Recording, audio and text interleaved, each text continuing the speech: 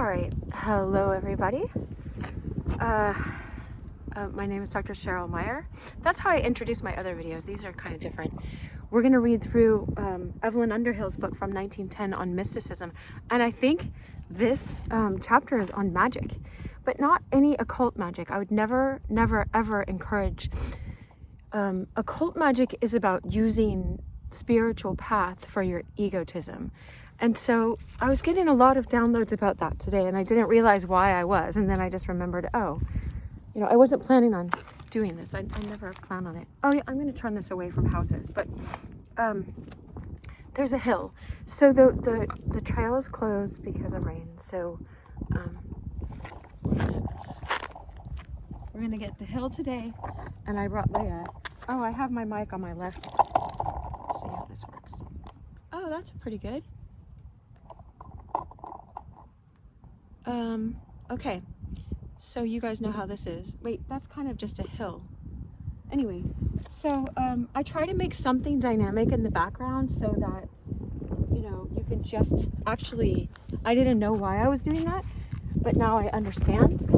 So you can be in a meditative place, because then you can just sort of relax with nature, and you're thinking, but you're not really, that's at an angle. You are, you want to, okay, so it's kind of like meditating. You want, oh wait, hold on. I'm sitting on early. You want like unfocused eyes, So most people look with tunnel vision, and we check pictures, click, click, click. And this is just a side thing. This is totally has to do with magic, because I learned this at a wilderness survival class. I'm part Native American, and so all right, I'm like just checking if this is okay for me to teach you this thing, because I don't want anyone to use anything. I mean, we can't control everything. And so it's kind of like in the Count of Monte Cristo, Jim Caviezel plays the guy who's later the Count, and he asks the guy that's teaching him, like, teach me how to use a sword, and he was a priest, right? The guy in prison with him, and he knew, a spoiler alert, right? But he knew that the Count, Edmond wanted to get out and get revenge, right? And so he's like, you asked me to walk a fine line. He's like, well, I'm not going to dig us out of this prison with you unless you teach me how to use the sword, And so it's kind of like, it's important for you to be knowledgeable and to be equipped and to know these things. Like, God made our bodies, you ought to know that normally when you're looking at a horizon, when you're looking out, you see in tunnel vision, you go click, click, click. And so Native Americans would hide right in plain sight. Like, they would know that your eye would go to the top of that hill or and so they could hide right here, not right there, but, in next to a tree with, mud and stuff, camo, and you wouldn't see them because you're not having wide angle vision. You're not looking, you can, okay, that's what I was saying. Oh, when you are here with me and you're just watching nature or watching my dog, if she'll come over here, then you're relaxing and you're just listening, and it's like the story starts going. It's not really a story, but I do have the other stories, and I happen to do those in nature as well.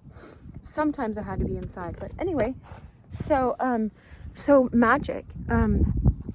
What I was saying a little bit in the last video, I have a whole playlist, so totally start here if you'd like to, or go back to the playlist and start from the beginning and watch all of those videos.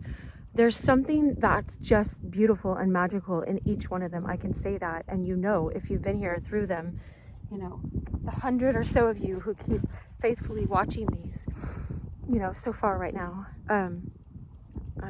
It's so funny to think what it might grow to in the future or not. I have an open hand.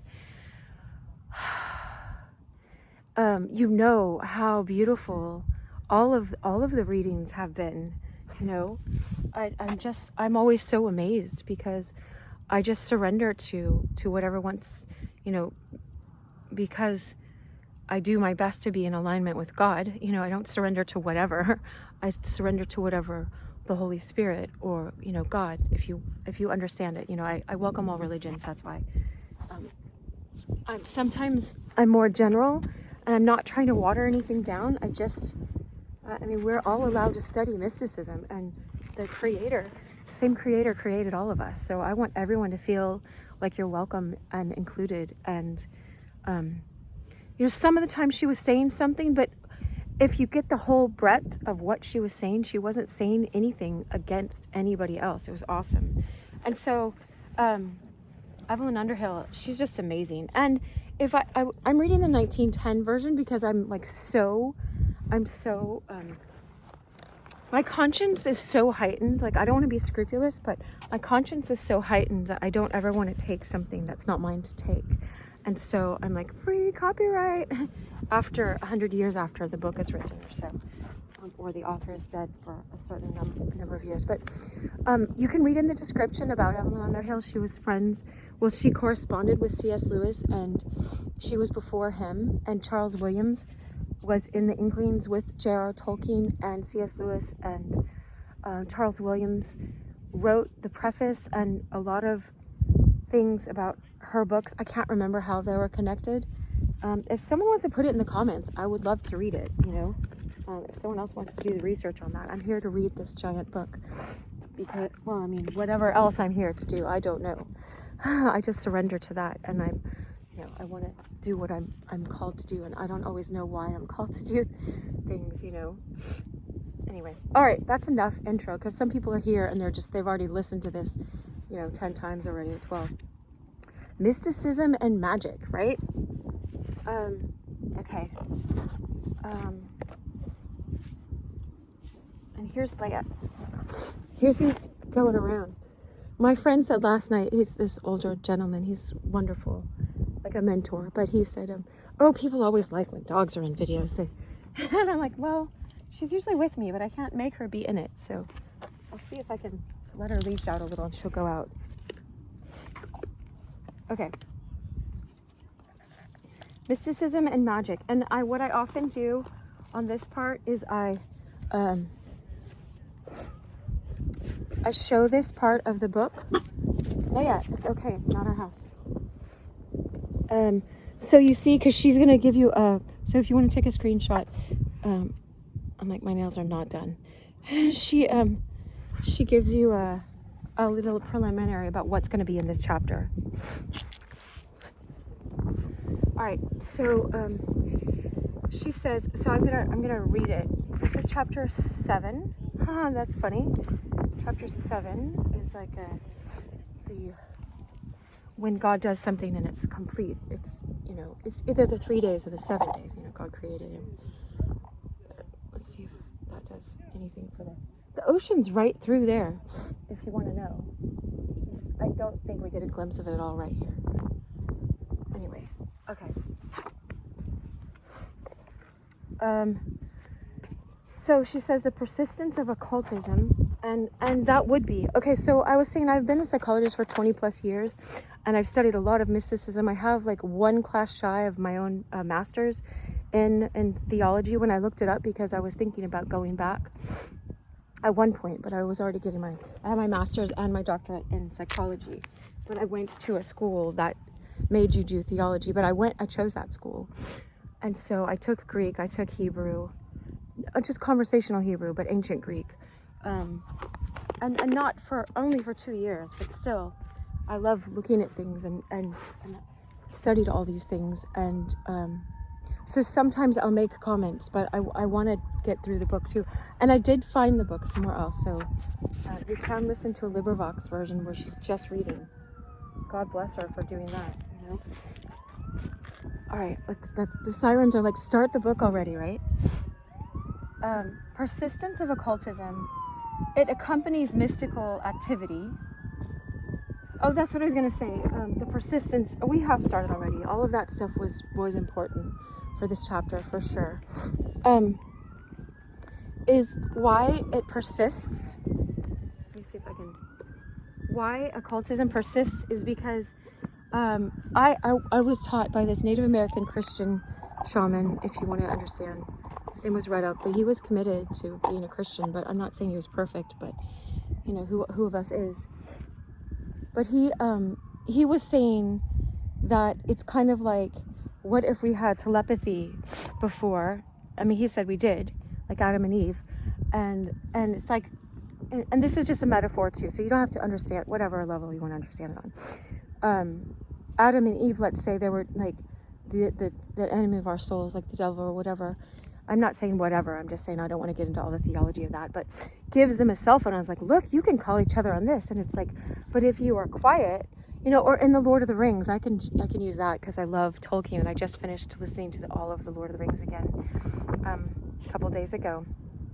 They had the Palantirs, and they could, one of them, they basically could FaceTime each other from different parts of the land, because but you had to know how to be in the right mind, the right spiritual path in order to be able to use that. I just trust that I'm bringing this up for a reason. Like, I read it last week for a reason for us, and I didn't know why I was reading it, but I just feel like when you pray, give us this day our daily bread, as you pray that every day, because Jesus, you know, they asked Jesus how to pray, you can start praying it and know that God will give you it. My brother taught me it was this word in Greek, supersubstantial. God, it's the sustenance that I need that's beyond my physical needs. You can ask, yes, give us our daily bread, like to live, to get the supersubstantial, do you know what I mean? But give me what I need spiritually. So this is what I was saying, going back to the Palantirs or whatever they're called.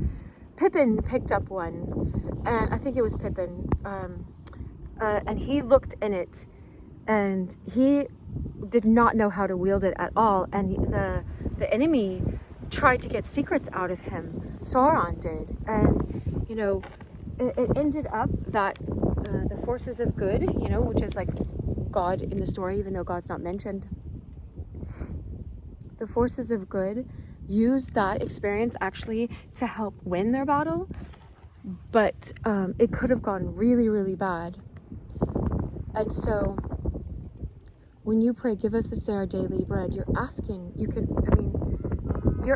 God, but the more conscious you are, you can ask on higher levels. You're asking God, give me the spiritual sustenance I need to be present with every single person that's ever going to come across this video right now and in the future, or prepare me up to this point so that I will be ready to say what you want me to say, you know.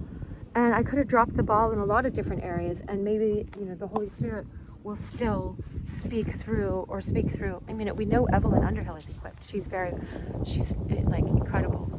And she does have a newer edition of this book where she has a lot more footnotes, which I would have loved to, but I don't want to, I don't know if that one's free copyright or if they, anyway, but, so yes. So going back to what Red Elk says, so we understand this will give us a framework for this, so you understand what this chapter is about on a really high level.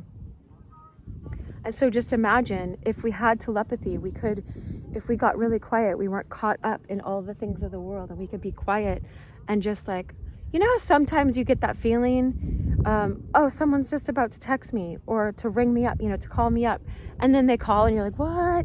And it's like, because if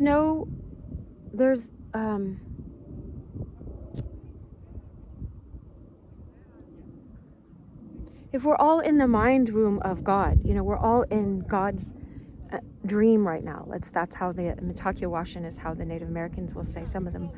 And so if we're in God's dream, it's kind of like the speed of thoughts, like that. And so if your friend put their attention towards you and you're sensitive towards that, I'm not saying everybody is, but it's just like, well, of course I got the feeling. It's just like if you saw your friend over there, you know, across there, waving at you, and like, oh, wait, I know who that is. Do you know what I mean? Anyway, I won't go into that more, because then you'll just think I'm a doctor. Like, some people will just not understand. So don't share this with those people, but please share it with all the people that would maybe have an inkling, or just go into their imaginations to understand that maybe there were possibilities of people having these capacities, you know.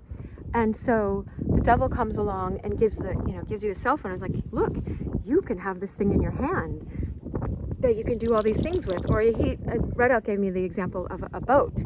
Look, you could walk on water before because Jesus did it. If you want to, you want to call me weird, it's like Jesus walked on water, and there's like 1 billion people in this world that believe that, Well, I mean, and so, or more. And so it's like, if Jesus could walk on water and he was fully man, and Peter got out and walked on water, so we can't just say that he was God, So Peter got out and walked as well. Then it's possible, right? It's kind of like with God, all things are possible, right? But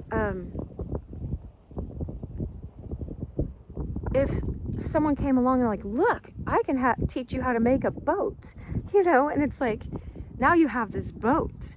And it's like, but you could walk on water before, but you could speak telepathically to each other before, whatever, you know what I mean? It's like the egotism wants to grab onto what it can grab onto, something it can hold, something tangible. It's just like, no, I'd rather have money in my bank. It's like, no, my kids do that. They do would you rather. It's like, no, I would rather have telepathy than $16 million in my bank, if there were other people that I could communicate with telepathically.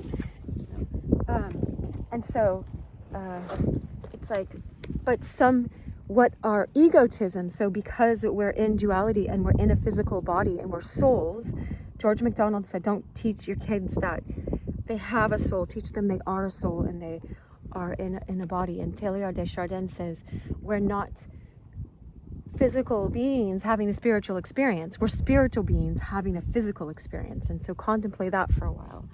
And so this will help you understand all of that is like a really, really excellent framework that God can bring up as a seed to keep reminding you later on down the road, because we're always going to be tempted on this path. And it's just kind of like if someone said, hey, you know what? If you'll just let me in, da da da da da. I asked this bouncer the other day, I'm like, I don't want to be bribing you, but my friend is the keyboardist. And I showed him the text, and then he's like, okay. I'm like, I will get the password and come back to you. And I actually brought my friend back to him at his break, because I don't want to. But like, let's say if you're at a company and someone's like, hey, you can take this shortcut and I'll give you this amount of money. And it's like, that's like a form of magic. They say when you talk gossip and talk bad about people, that's like word curses, And so there's magic going on all of the time. It's just, people don't call that magic. They call Jesus turning water into wine magic. But that probably didn't seem like magic to him. It'd just be like if we took our phones back to, the 1300s, they would think that was magic, if they were working and there were cell towers and all that. Anyway, I'm like, we could take it back to airplane mode. Okay, so the persistence of occultism, right? Oh, look. Is Leia in your... Hi. Can I get that? I didn't bring like treats to put her out there. There you go.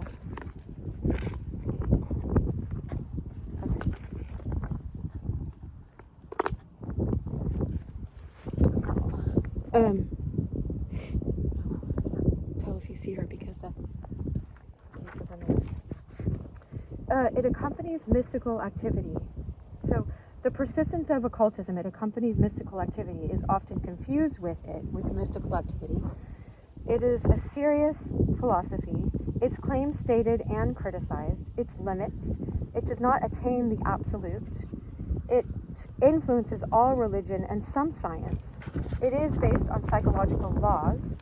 Its aim is to enlarge man's universe. Its method is enhancement of the will. Modern magic, quote, new thought, the doctrine of magic, Alpheus Hermes Trismegistus. 3 occult dogmas. 1, the astral light, antiquity of this idea, the cosmic memory, the universal agent.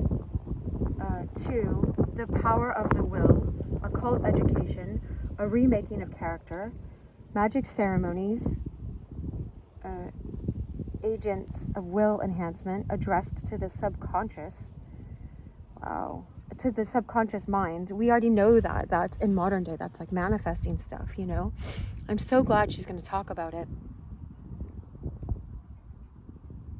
Because, we just read yesterday, they read do not be conformed to this world, but be transformed by the renewing of your mind.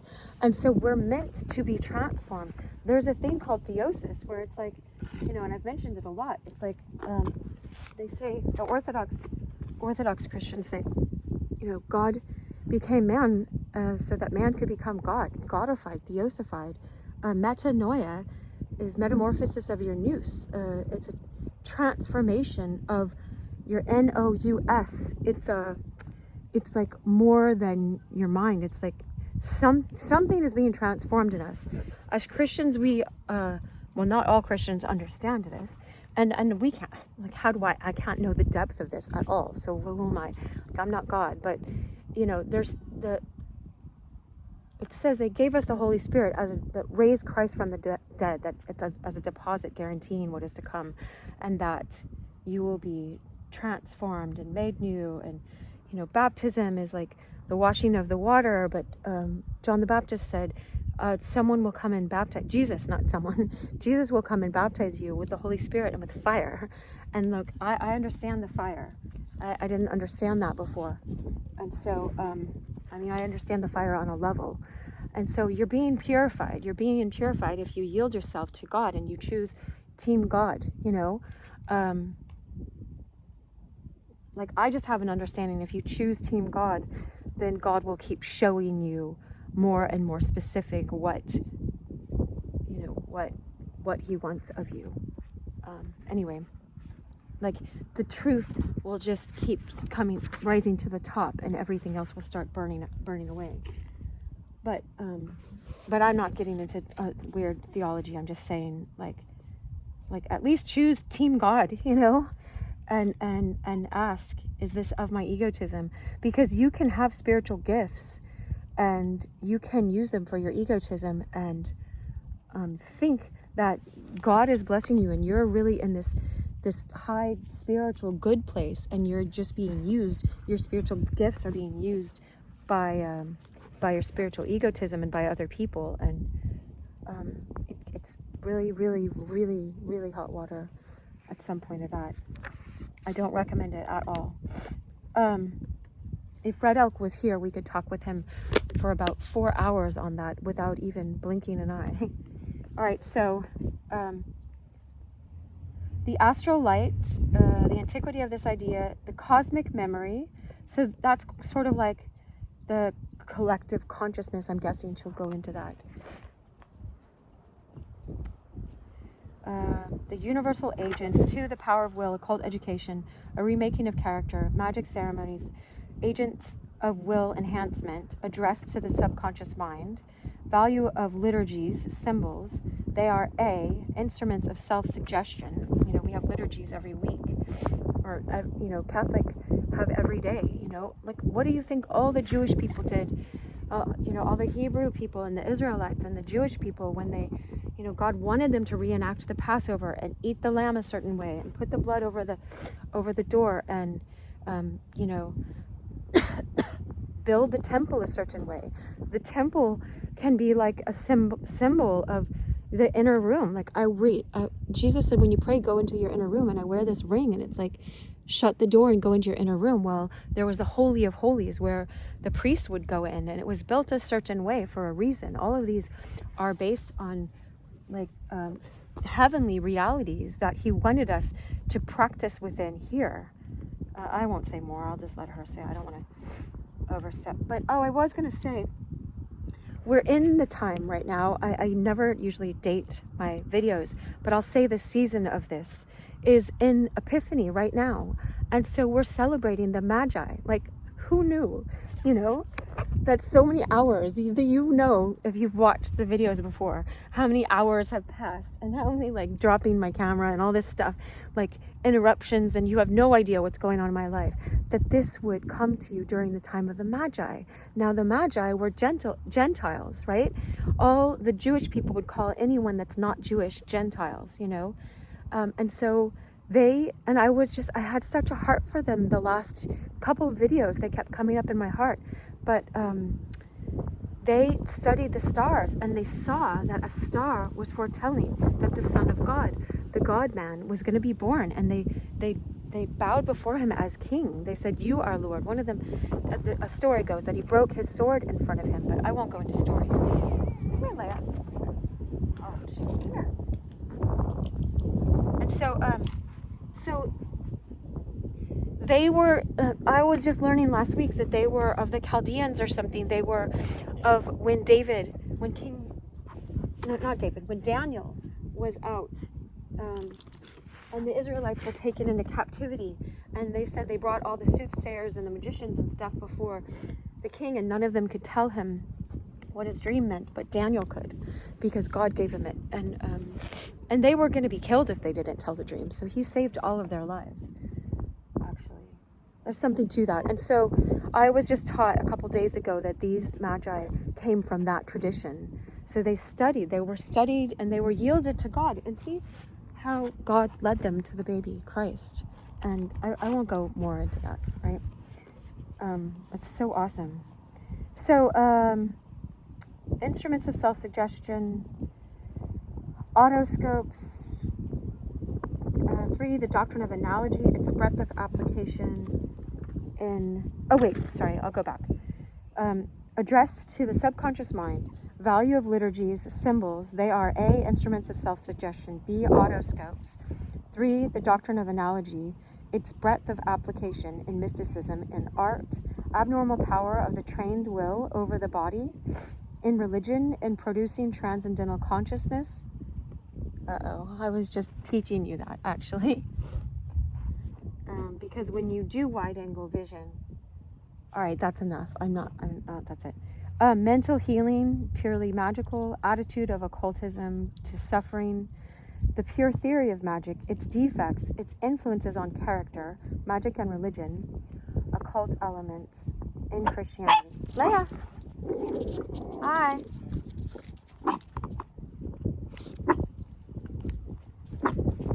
In Christianity, ceremonial religion, largely magical. This is necessarily so. The inner and the outer church. The church of mysticism and the church of magic. Oh! Hey! Shh! Good girl. I gotta get this. Shh. It's okay. It's okay.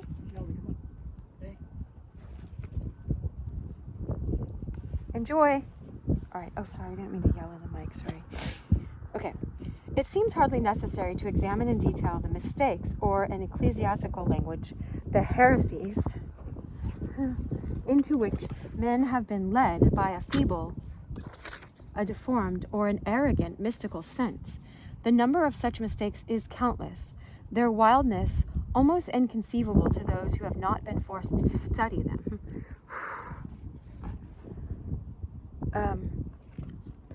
Too often it has happened that the loud voices and the strange declarations of their apostles have drowned the quieter accents of the Orthodox. The quieter accents of the Orthodox. Accents. ACC, I think that's accents. Anyway, the loud voice and the one that's going to be like, look, this is a shiny boat. They get more play on social media, than us quiet ones that are just out here in the woods reading books from 1910. It's okay. It would seem as though the moment of puberty were far more critical in the spiritual than it is in the physical life, the ordinary dangers of adolescence being intensified when they appear upon the higher levels of consciousness. Man, becoming aware of a new power and new desires within him, abruptly subjected to the influx of new life, is dazzled and pleased by every brilliant and fantastic guess, every invitation which is offered to him, to him or to her. She just uses him a lot. The soul is her in all of this, so maybe that's why. But anyway, so I'll just keep going with that. She's talking about, the adolescence of your spiritual development. Now you're invited to all these places, just like if you were 20 years old or 18 and you could go to all these, 21 here in America to bars or something, just because you're invited to all this stuff, you're meant to be wise as a serpent, innocent as a dove. It protects you. It's a shield. It's a shield for you. I can't emphasize that more. All right. In the condition of psychic disorder, which is characteristic of his movements to new states, he is unusually at the mercy of the suggestions and impressions which he receives. Hence, in every period of mystical activity, we find an outbreak of occultism, illuminism, or other perverted spirituality. In the youth of the Christian church, side by side with the great Neoplatonists, we have the arrogant and disorderly transcendentalism of the Gnostics, their attempted fusion of the ideals of mysticism and magic. During the Middle Ages and the Renaissance, there is the spurious mysticism of the Brethren of the Free Spirit, the occult propaganda of Paracelsus, the Rosicrucians, the Christian Kabbalists. Oh, I can't wait. I hope she explains how all of these are off, but she's just naming them now. And the innumerable pantheistic, Manichaean, mystery-making, and quietist heresies, which made war upon Catholic tradition, usually owing their existence to the undisciplined will and imagination of some individual adventurer. These died with the death of his influence, and only the specialist in strange faiths now cares to trouble their graves. Okay, so when John Butler talks about the Jesus prayer. It's called Jesus Prayer Impromptu too, if you want to look it up on YouTube. It's so good. And he says that, I love this one part. And he says, oh, hold on, Leah, I'll let you out more. You got it, girl. He says the Jesus prayer, which is Lord Jesus Christ, Son of God, have mercy on me, has a long, long tradition. Go ahead, Leah, go ahead. Long tradition. Like 2,000-year tradition, it's what people cried out, and Jesus would heal them. I could talk about that for an hour too, so I'm not going to talk about it. I'm going to keep reading. But when something does stand the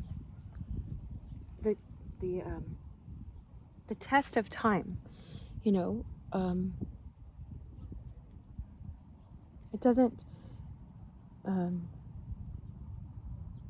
doesn't make it right, but people that are what I was taught that when Jesus says you'll know them by their fruit, not their pretend fruit, when people actually, you can recognize them by true love, when they're actually loving, not just anyway, all the fruits of the Spirit. Let's say they are acting in all the fruits of the Spirit, and you see that evidence, and you know them behind closed doors, and you know this stuff, and over time, and even people can go off into heresy and be seduced. So I'm not saying be over skeptical, but hold on, I gotta light my sweatshirt. But it's very important. Anyway, but just pray and don't be in fear, all right? Okay, so, but it is otherwise with the root idea whence these perverse activities most usually develop. This cannot be so easily dismissed, nor is it in our interest so to treat it. For as reality is best defined by means of negatives, so the right doctrine is often more easily understood after considering a consideration of the wrong. In the case of mysticism, which deals largely with the unutterable, and where language at once exact and affirmative is particularly hard to find, such a course is almost certain to help us. Leaving, therefore, the specifically mystical error of quietism until we come to the detailed discussion of the states of orison, O-R-I-S-O-N,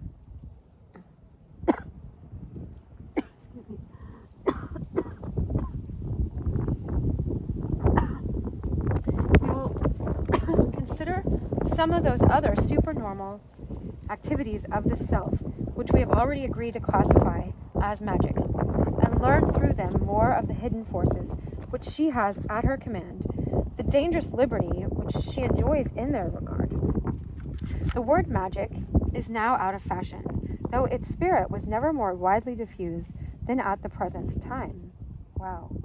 And even more at this time. Thanks to the gradual debasement of the verbal currency, it suggests to the ordinary reader the art practiced by Mr. Bascaline. No, I don't know him. Here, come here. Do you want to cuddle? You want to cuddle? Are you cold? Yeah. Okay, I don't know what she was. Maybe he was known at the time. The shelf, which is devoted to its literature at the London Library, contains many useful works on sleight of hand and parlor tricks. Oh, okay, maybe he was a known magician now. Okay. It has dragged with it in its fall the terrified verb to conjure, which, the terrific, It has dragged with it in its fall the terrific verb to conjure, which, forgetting that it once compelled the spirits of men and angels, conjure meant that, it's like to conjure up or cast out, is now content to produce rabbits from top hats. This circumstance would have little more than philological importance were it not that the true adept of modern occultism, annoyed, one supposes, by this abuse of their ancient title, tend more and more to arrogate to their tenets and practices the name of, quote, mystical science. Okay, so she's saying all these true, like these people that are magicians are calling it a mystical science, And if you read The Magician's Nephew, actually, can really help, even though it's called a kid's book. It's not. C.S. Lewis wrote it, and it really, really has helped me all of these years. I read it over and over and over as a child. I didn't like that one as much as the other ones because I just couldn't stand his uncle, But that whole children's book, whatever, C.S. Lewis said children's books, these aren't for children anyway, not just for children, but that will teach you all of what I was talking about. It will help you understand when you're going off-roading in a direction that you ought not to go in. The Magician's Nephew, because it characterizes Jadis, and Jadis throughout in the Lion, the Witch, and the Wardrobe as well, shows you how spiritual egotism is used and how she tempts the kids to use it, and throughout all the Narnia books, pretty much. And nevertheless, magic is going on, So, so they call it mystical science. Vaughan, V-A-U-G-H-A-N. Sorry if I pronounce these German names.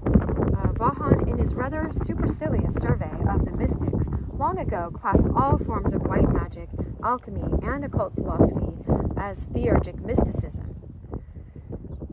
And on the other side of the shield, the occultists display an increasing eagerness to claim the mystics as masters in their school. Okay, so they'll say someone like Meister Eckhart, who truly was a mystic, and Julian of Norwich, who was a mystic, and St. John of the Cross, and St. Teresa of Avila. Come here, Leia. That's scary. As masters in occultism and stuff, but they're masters at being mystic. They're not masters in their schools, right?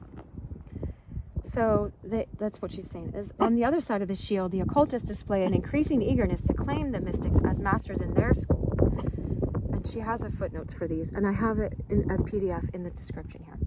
Even the threefold way of mysticism has been adopted by them and relabeled, quote, probation, enlightenment, and initiation. Wow. So they'll use the same terms to initiate you into something. It's just like people can become, I won't say what that group is, but there were true groups. I've heard so many times, my brother studies this ancient history, where there was like a really true noble group, and it got infiltrated and pulled over to the dark side. It's just kind of like Star Wars, like what they were trying to do with Luke, And so they build up their reputation, and then they infiltrate and everyone still trusts this organization. I mean, this happens all the time in the church, and yet they're just used for all these horrible other purposes. Now, I don't want people to throw out the whole baby with the bathwater. Now, but what I was going to say is some people don't even know until they're in the upper levels what they're getting into, you know. But I know that if you keep asking God give you discernment, then you're not going to be left high and dry. But what was that verse? I was thinking of a verse when I was walking just now. I was just walking on the frontage road. A man's way seems right in his heart, but in the end it leads to death. And I didn't know why that verse was coming up. So you can be spiritually blinded, you know. It's like, no, I have to marry that person. God told me. And it's really like, no, that's, you know, or whatever. I won't say that, but, you know, because it could be that, I mean, I think God can lead you in that, but it could just be, you know, because they have two Ferraris or something, and your ego is the one that's saying, I feel like I'll be more secure because they have two Ferraris, or I like fast cars, or I don't know, you know, whatever. Just watch it. And don't make fun of these simple examples, because the simple examples are the ones that are going to help you. Jesus was born in a manger, remember? And the wise men came to him and they did not turn away, you know, wherever he was by the time they came. So in our search for the characteristics of mysticism, we have already marked the boundary which separates it from magic and tried to define the true nature and intention of occult philosophy.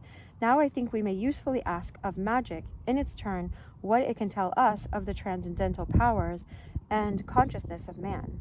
We saw that it represented the instinctive human, quote, desire to know more, applied to suprasensible things. For good or ill, this desire and the occult sciences and magic arts which express it have haunted humanity from the earliest times. No student of man dare neglect their investigation, however distasteful to his intelligence their superficial absurdities may be.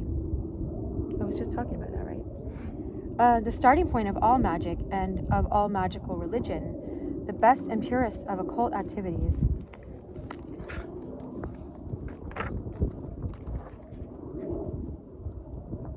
I keep hearing the Queen song. It's a kind of magic. Anyway, I get songs all the time. That's part of it. But the starting point of all magic and all of its magical religion and best and purest of occult activities is, as in mysticism, man's inextinguishable conviction that there are other planes of being than those which his senses report to him, and its proceedings represent the intellectual and individualistic results of this conviction. His craving for the hidden knowledge. It is, in the eyes of those who practice it, a moyen de parvenir. I don't know what that is. Not the performance of illicit tricks, but a serious and philosophic attempt. It's okay, Leia. To solve the riddle of the world. Its result, according to, isn't she like fierce, man, right? Its result, according to one of the best modern writers upon occult philosophy, comprises an actual positive and realizable knowledge concerning the worlds which we denominate invisible, because they transcend the imperfect and rudimentary faculties of a partially developed humanity, and concerning the latent potentialities which constitute, by the fact of their latency, the interior man. You know, there is a science to mysticism. That's what we're talking about. And it's describing something. Plato was very good at describing all sorts of other realms.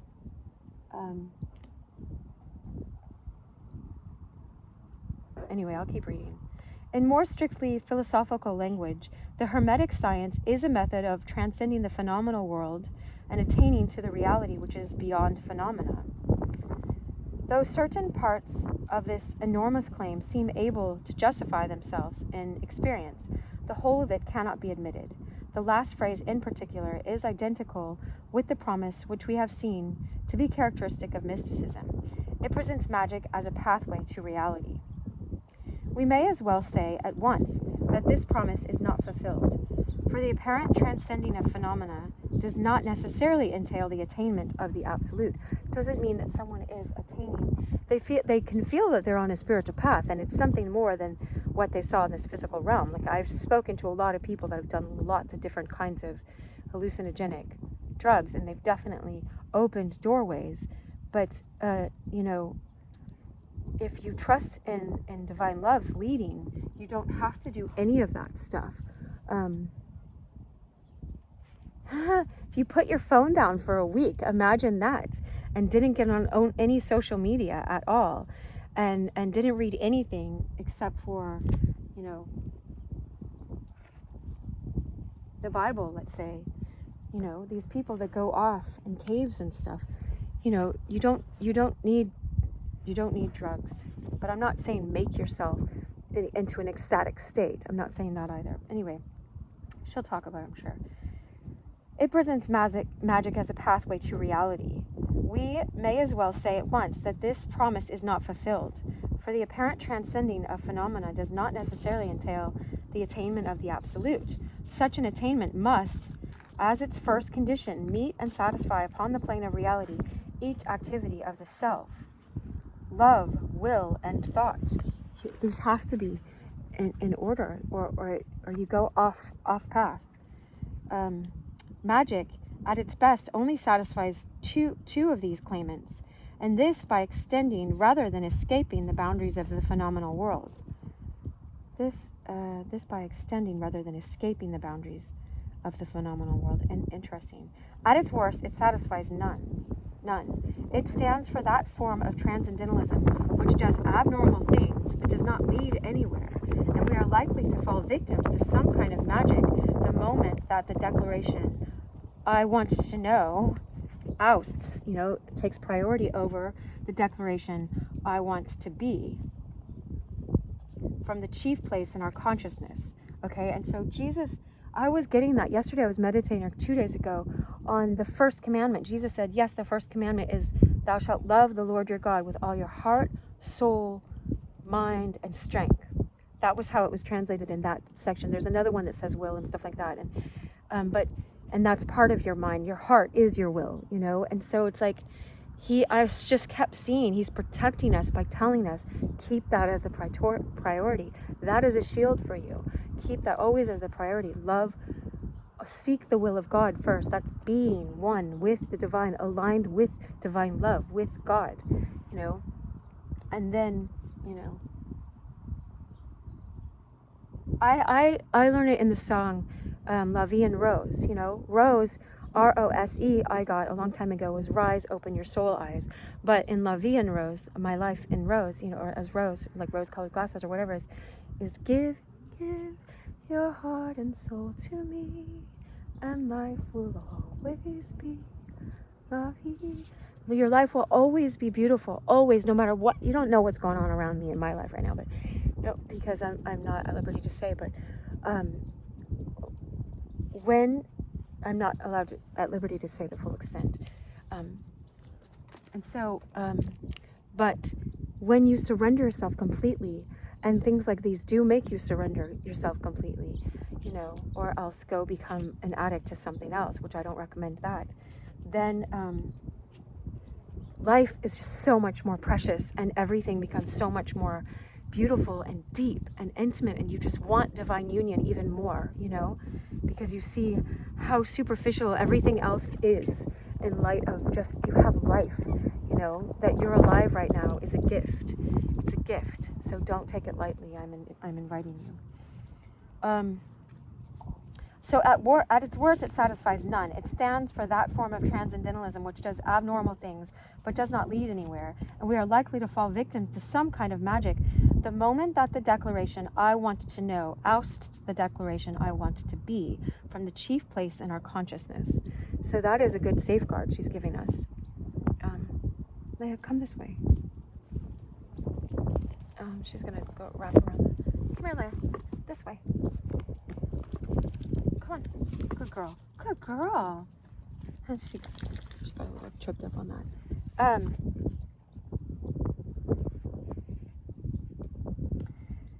The true, quote, science of ultimates must be a science of pure being, for reasons which the reader is now in a position to discover for himself or herself. But magic is merely a system whereby the self tries to assuage its transcendental curiosity by an extension of the activities of the will beyond their usual limits, obtaining by this means experimental knowledge of planes of existence, usually but inaccurately regarded as, quote, supernatural.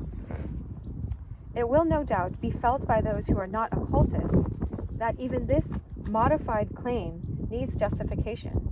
Few recognize that the whole business of the true magician is not with the vulgar marvels, but with the transcendental matters. Fewer still that this business may be prosecuted with honesty and success.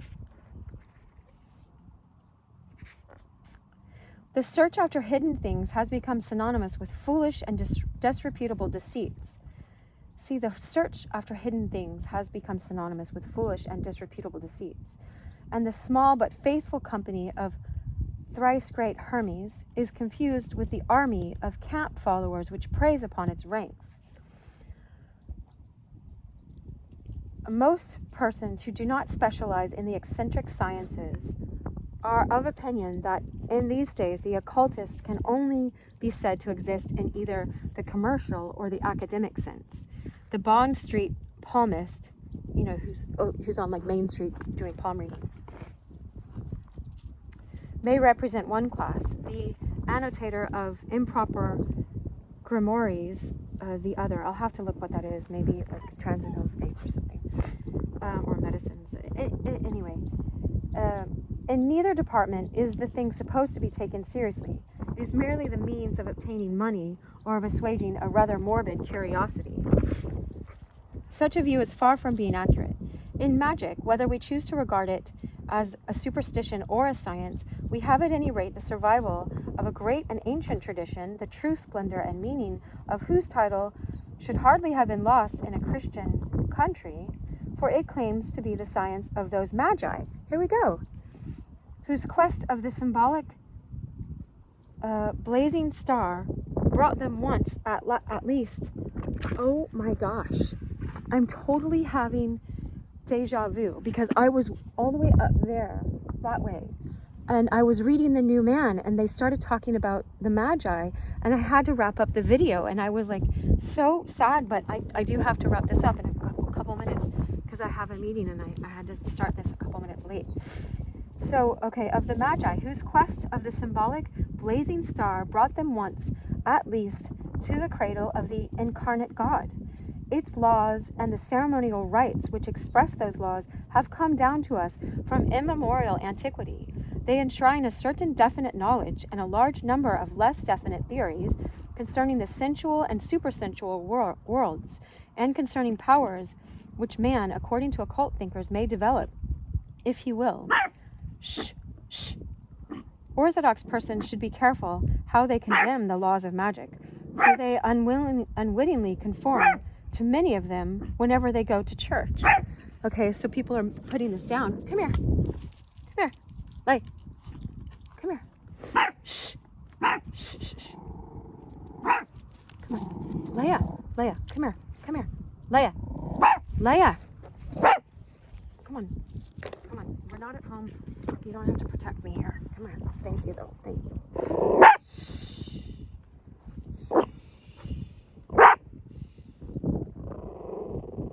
Okay, they might be coming to the bench.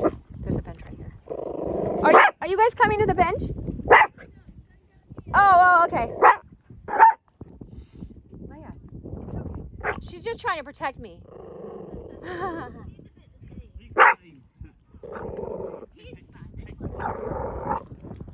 Hey, it's okay.